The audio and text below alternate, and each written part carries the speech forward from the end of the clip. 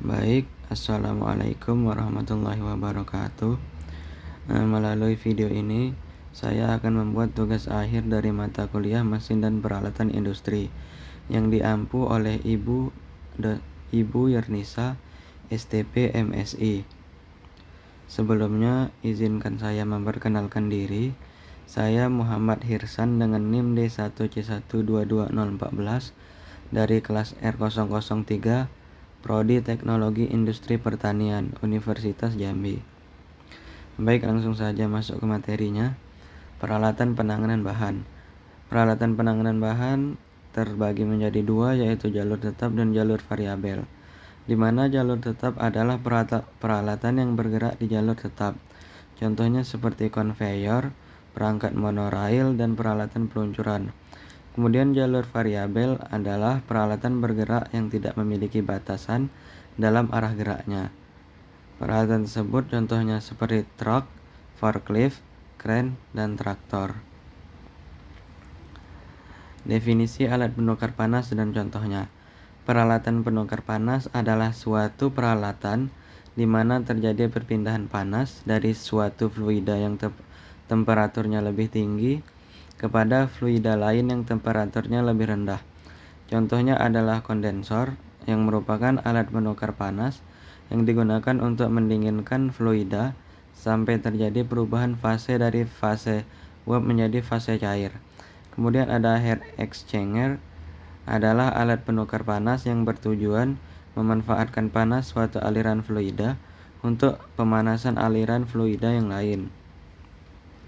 Tujuan penukar atau perpindahan panas yaitu memanaskan atau mendinginkan fluida hingga mencapai temperatur tertentu yang dapat memenuhi persyaratan untuk proses selanjutnya, seperti pemanasan reaktan atau pendinginan produk dan lain-lain. Yang kedua ada mengubah keadaan fase fluida, yaitu destilasi, evaporasi, kondensasi, dan lain-lain. Selanjutnya ada bagian-bagian proses penyaringan, yaitu slurry adalah campuran padatan dengan cairan yang akan difiltrasi. Kemudian ada cake, yaitu lapisan padatan yang tertahan di atas media filtrasi setelah cairan melalui proses filtrasi.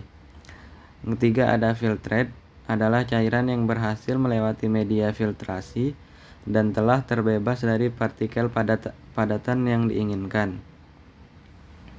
Kemudian ada sludge, adalah endapan padatan yang tertahan di media filtrasi. Dan terakhir ada filter media, yaitu materi atau struktur fisik yang digunakan untuk menahan partikel padatan dari cairan yang melewati proses filtrasi.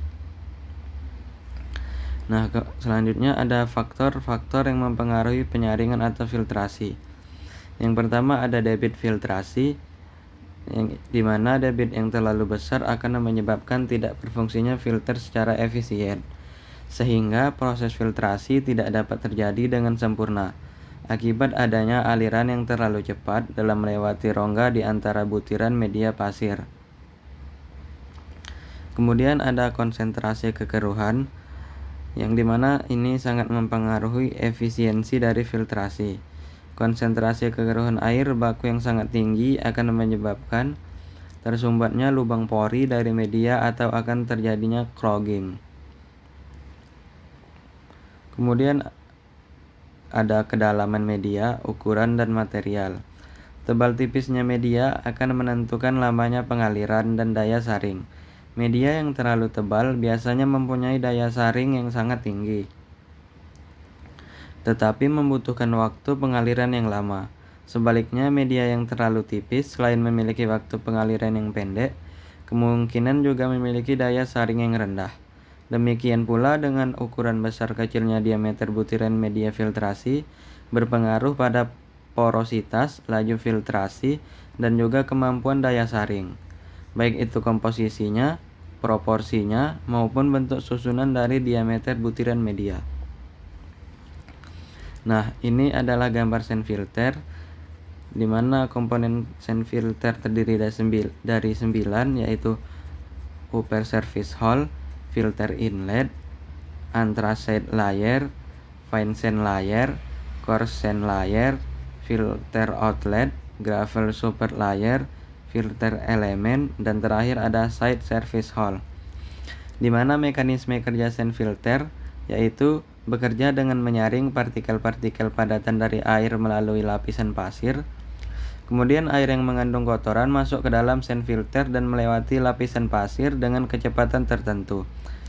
Partikel-partikel padatan yang lebih besar dari celah-celah di antara butiran pasir tertahan, sementara air yang sudah bersih keluar dari sistem. Nah, ini adalah fungsi komponen dari sand filter.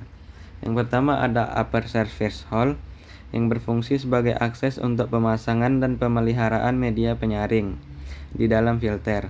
Kemudian filter inlet berfungsi untuk memasukkan air kotor ke dalam filter, di mana partikel-partikel kotoran akan disaring oleh lapisan pasir. Yang ketiga ada lapisan anthracite yang dimana berfungsi sebagai media tambahan di atas lapisan pasir untuk meningkatkan efisiensi penyaringan. Kemudian lapisan fine berfungsi dalam menyaring partikel yang lebih kecil setelah air melewati lapisan pasir kasar. Kemudian lapisan coarse berfungsi sebagai lapisan pertama penyaringan yang menangkap partikel-partikel kasar dari air. Yang keenam ada filter outlet berfungsi sebagai titik di mana air yang telah melewati semua lapisan penyaringan dilepaskan dari sistem filter. Yang ketujuh ada gravel support layer berfungsi dalam mendistribusikan aliran air secara merata ke seluruh permukaan lapisan penyaringan. Yang ke-8 ada filter elemen berfungsi untuk menangkap dan menyaring partikel atau zat-zat yang tidak diinginkan dari suatu fluida. Yang terakhir ada side surface hull yang berfungsi sebagai akses untuk melakukan pemeliharaan dan perawatan terhadap media penyaring pasir di dalam filter.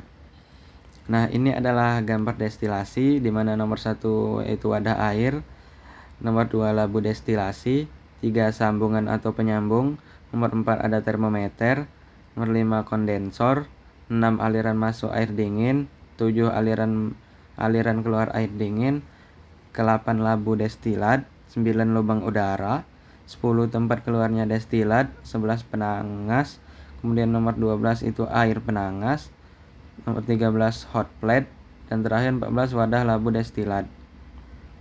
Nah, ini adalah skema gambar destilasi.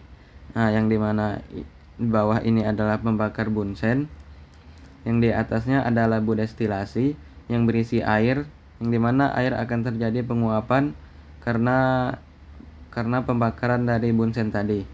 Kemudian di atasnya ada termometer, yang dimana berikutnya ada air keluar, dan sebelumnya terjadi pengembunan dan air dingin dan akan masuk ke wadah penampungan. Dan destilat itu adalah air hasil penyulingan. Nah, mekanisme kerja destilasi yaitu evaporasi, pemisahan uap cairan, dan kondensasi. Kemudian perbedaan ekstraksi dan ekstrak. Ekstraksi adalah suatu proses di mana zat atau senyawa tertentu dipisahkan atau diambil dari suatu campuran menggunakan metode tertentu. Biasanya melibatkan pelarut atau metode fisik tertentu untuk memisahkan komponen yang diinginkan. Sedangkan ekstrak adalah zat atau senyawa yang dihasilkan melalui proses ekstraksi. Nah, ini adalah metode-metode ekstraksi. Yang pertama ada maserasi, merupakan metode sederhana yang paling banyak digunakan. Cara ini sesuai baik untuk skala kecil maupun skala industri. Kemudian ada ultrasound assisted solvent extraction, yang merupakan metode maserasi yang dimodifikasi dengan menggunakan bantuan ultrasound. Kemudian ada reflux dan destilasi uap. Pada metode ini, sampel dimasukkan bersama pelarut ke dalam labu yang dihubungkan dengan kondensor. Pelarut dipanaskan hingga mencapai titik didih. Kemudian uap terkondensasi dan kembali ke dalam labu. Yang keempat ada shocklet. Metode ini dilakukan dengan menempatkan serbuk sampel dalam sarung selulosa, dapat digunakan kertas saring, dalam keloncong yang ditempatkan di atas labu dan di bawah kondensor. Dan yang terakhir ada metode perlokasi. Pada metode ini serbuk sampel dibasahi secara perlahan dalam sebuah perkolator atau wadah silinder yang dilengkapi dengan keran pada bagian bawahnya.